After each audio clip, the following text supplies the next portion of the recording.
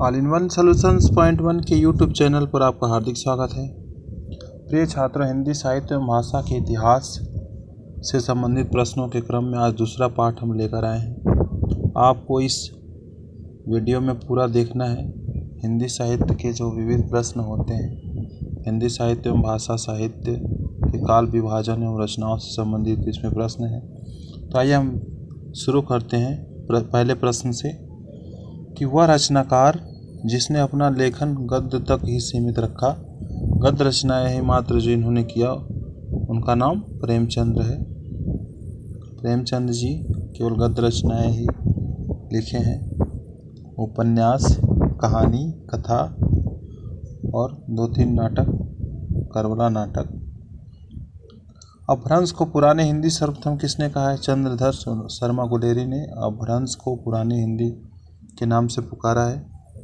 जानते हैं आप चंद्रधर शर्मा गुलेरी को, जिन्होंने सुखमय जीवन, बुद्धू का कांटा और उसने कहा था मात्र 3 कहानियाँ लिखकर वे प्रसिद्ध हो गए, चंद्रधर शर्मा गुलेरी जी। और तीसरा क्वेश्चन हम यहाँ देखते हैं, हिंदी शब्द सागर संपादित ग्रंथ किसने संपादित किया था? हिंदी शब्द सागर को तो श्याम सुंदर दास जी ने संपादित किया था। हिंदी साहित्य की भूमिका पुस्तक के लेखक, हिंदी साहित्य की पुस्तिका जो लेखक है, हिंदी साहित्य की भूमिका पुस्तक के लेखक डॉक्टर हजारी प्रसाद द्विवेदी जी हैं। और नेक्स्ट क्वेश्चन हम देखते हैं, इस्तवार ला लिटरेट्यूर हिंदुस्तानी की रचना गसादासी जी ने फ्रेंच भाषा में किया हुआ है। ये लगभग सभी परीक्षाओं में पूछे जाना प्रश्न है ये। आंग्ल भाषा में लिखा गया हिंदी साहित्य का इतिहास, स्केच ऑफ हिंदी लिटरेचर के लेखक पादरी एडविन ग्रीव्स हैं। पादरी एडविन ग्रीव्स ने स्केच ऑफ हिंदी लिटरेचर लिखा हुआ है। फ्रैंक ईके ने जो रचना किया हुआ है वो ऑफ हिंदी लिटरेचर के पहले आप लगा देंगे। आगे क्वेश्चन में हम देखेंगे, हिंदी साहित्य के इतिहास को व्यवस्थित रूप से देने का श्रेय किसने? रामचंद्र शुक्ल जी ने हिंदी साहित्य के इतिहास को व्यवस्थित रूप दिया हुआ है। भक्ति काल का नाम पूर्व मध्यकाल किसने नाम दिया है? आचार्य हजारी प्रसाद द्विवेदी ने। मिस्र बंधुओं ने परिवर्तन काल की समय सीमा निर्धारित की है, संवत 1890 से संवत 1924 ईस्वी तक। हिंदी कोविद रत्नमाला के लेखक श्याम सुंदर दास जी हैं। ए हिस्ट्री ऑफ हिंदी लिटरेचर के लेखक फ्रैंक ईके। यहाँ पे स्केच ऑफ हिंदी लिटरेचर था, वहाँ पे स्केच ऑफ हिंदी लिटरेचर था जिसको ग्रिप्सन ने लिखा हुआ था, और ये हिस्ट्री ऑफ हिंदी लिटरेचर की बात करेगा तो फ्रैंक ईके। दोनों प्रश्नों में हम अंतर दिखाते हैं कि पहले प्रश्न था स्केच ऑफ हिंदी लिटरेचर जिसको पादरी एडविन ग्रीव्स ने लिखा हुआ है, और ये क्वेश्चन है ए हिस्ट्री ऑफ हिंदी लिटरेचर जिसको फ्रैंक ईके जी ने लिखा हुआ है। आचार्य रामचंद्र शुक्ल ने द्वितीय उत्थान का समय तय किया है 1893 से 1918 ईस्वी तक। यद्यपि मैं खुद उर्दू का बड़ा पक्षपाती हूँ, लेकिन मेरे विचार में हिंदी को विभाषा या बोली कहना उचित नहीं। यह कथन किसका है? गसादासी जी का है। पुराने हिंदी ग्रंथ के लेखक कौन है? चंद्रधर शर्मा गुलेरी। हिंदी साहित्य का दूसरा इतिहास, पहला नहीं, दूसरा नहीं, तीसरा नहीं, दूसरा इतिहास ग्रंथ के लेखक बच्चन सिंह। हिंदी साहित्य का आधा इतिहास सुमन राजे द्वारा। ये तार सप्तक, तृतीय चतुर्थ तार सप्तक में इनका नाम है, डॉक्टर सुमन राजे जी का। इन्होंने हिंदी साहित्य का आधा इतिहास लिखा हुआ है। रामचंद्र शुक्ल हिंदी साहित्य के आधुनिक काल को किस नाम से पुकारा है? तो रामचंद्र शुक्ल ने आधुनिक काल को गद्य काल से, प्रवृत्तियाँ की गद्य पर आधारित थी, इसलिए इन्होंने आधुनिक काल को गद्य काल के नाम से इन्होंने पुकारा हुआ है। मिस्र बंधु विनोद का चौथा भाग प्रकाशित हुआ 1934 ईस्वी में। हिंदी साहित्य का प्रथम इतिहास ग्रंथ इस्तवार ला लिटरेट्यूर हिंदुस्तानी है। हिंदी साहित्य का वैज्ञानिक इतिहास गणपति चंद्र गुप्त जी ने लिखा। ये बार बार परीक्षाओं में पूछा जा रहा है कि हिंदी साहित्य का वैज्ञानिक इतिहास किसने लिखा हुआ है, तो गणपति चंद्र गुप्त जी ने लिखा हुआ है। अधिकांश साहित्य इतिहासकारों के अनुसार हिंदी के प्रथम कवि कौन से हैं, सरहपाद या सरापा। और मुख्य रूप से इन्हें राहुल सांकृत्यायन जी ने माना है कि हिंदी के प्रथम कवि सरापा जी हैं। हिंदी साहित्य के संदर्भ में गासा दत्तासी का उल्लेख किया जाता है कि इसमें इतिहासकार के रूप में। हिंदी साहित्य के इतिहास लेखन की परंपरा का सूत्रपात किसने किया था, गासा दत्तासी ने। ये लगभग सभी परीक्षाओं में पूछा जा रहा है। देखिए UPTGT 2002, UPTGT, UGC NET second paper June 2018, KVS PGT, NVS PGT इत्यादि बड़ी परीक्षाओं के लिए बहुत ही महत्वपूर्ण है कि हिंदी साहित्य के इतिहास के लेखन की परंपरा का सूत्रपात किसने किया था, तो ये हैं गासा दत्तासी जी। हिंदी साहित्य के इतिहास ग्रंथ हिंदी साहित्य विमर्श के लेखक कौन है, पद्मलाल पुन्नालाल बख्शी। इतिहास ग्रंथ हिंदी साहित्य विमर्श, ये बहुत इंपॉर्टेंट है, याद रखने वाली चीज़ है। हिंदी साहित्य विमर्श के लेखक पद्मलाल पुन्नालाल बख्शी। हिंदी नवरत्न के लेखक मिश्र बंधु। मिश्र बंधुओं में आप जानते हैं श्याम बिहारी मिश्र, गणेश बिहारी मिश्र और शुक्ल बिहारी मिश्र। आचार्य रामचंद्र शुक्ल ने हिंदी साहित्य का इतिहास के आधुनिक गद्य साहित्य परंपरा का प्रवर्तन के अंतर्गत प्रथम उत्थान की कालावधि निर्धारित की है 1925 से 1950 ईस्वी, नहीं संवत, विक्रमी संवत तक। और ईस्वी में लिया जाए तो 1868 से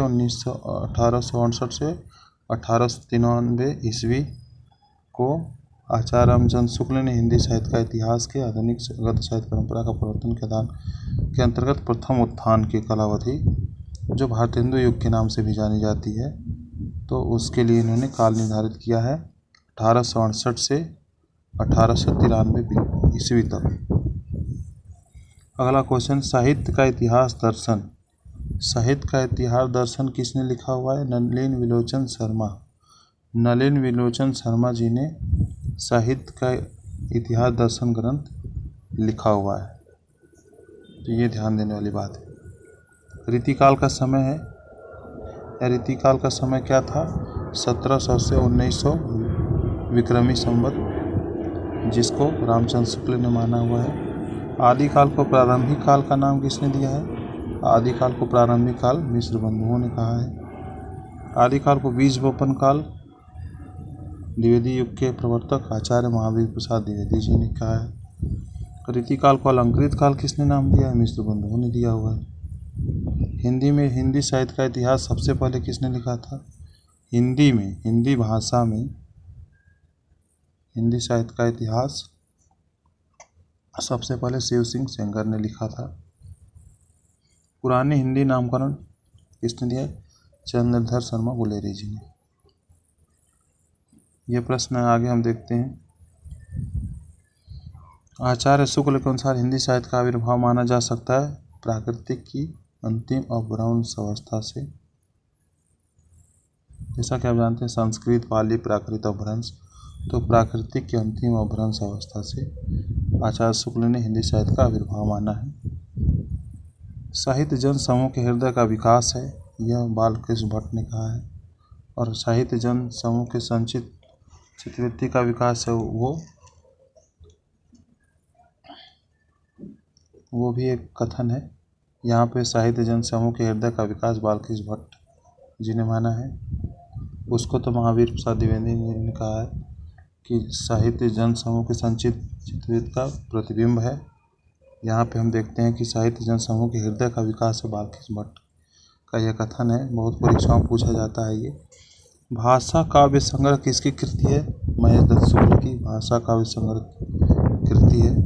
हिंदी साहित्य का अतीत के लेखक कौन है, हिंदी साहित्य का अतीत के लेखक विश्वनाथ प्रसाद मिश्र जी ने मिश्र जी लिखे हैं।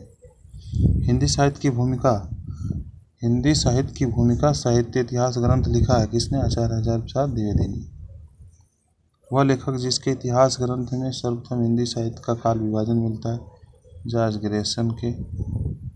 ग्रंथ में। वह रचना जिसे मूलतः हिंदी शब्द सागर की भूमिका के रूप में लिखा गया था, किंतु बाद में उसे स्वतंत्र ग्रंथ भी बना दिया गया था। रामचंद्र शुक्ल द्वारा रचित रचना है वह हिंदी साहित्य का इतिहास, जिसे पहले हिंदी शब्द सागर की भूमिका में लिखा गया था।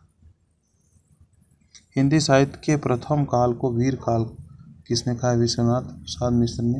हिंदी साहित्य के प्रथम काल मतलब आदि काल को वीर काल कहा गया, विश्वनाथ प्रसाद मिश्र ने। और वीरगाथा काल कहा है आचार्य रामचंद्र शुक्ल ने। तो ये दोनों बात ध्यान देने वाली बात है। आचार्य रामचंद्र शुक्ल द्वारा रचित हिंदी साहित्य का इतिहास का प्रकाशन वर्ष 1929 है। लगभग सभी परीक्षाओं में पूछा गया है ये कि हिंदी साहित्य का इतिहास का जो प्रकाशन वर्ष है रामचंद्र शुक्ल द्वारा रचित जो रचना है 1929 ईस्वी। अमीर खुसरो का पूरा नाम यहाँ कह रहा है अब्दुल हसन यमुनुद्दीन खुसरो, ये भी महत्वपूर्ण प्रश्न है। हिंदी नवरत्न का रचना काल 1910। आचार्य रामचंद्र शुक्ल ने शब्द सागर में लिखित कौन से शीर्षक से लेख को परिवर्तित तथा परिमार्जित कर हिंदी साहित्य का इतिहास लिखा? तो हिंदी साहित्य का विकास को परिवर्तित कर लिखा। हिंदी साहित्य के इतिहास लेखन की परंपरा में मिश्र बंधुओं ने अपना महत्वपूर्ण योगदान दिया। मिश्र बंधु विनोद ग्रंथ द्वारा ये रचना जो है मिश्र बंधु विनोद ग्रंथ द्वारा हिंदी साहित्य के इतिहास लेखन की परंपरा में मिश्र बंधुओं ने अपना महत्वपूर्ण योगदान दिया।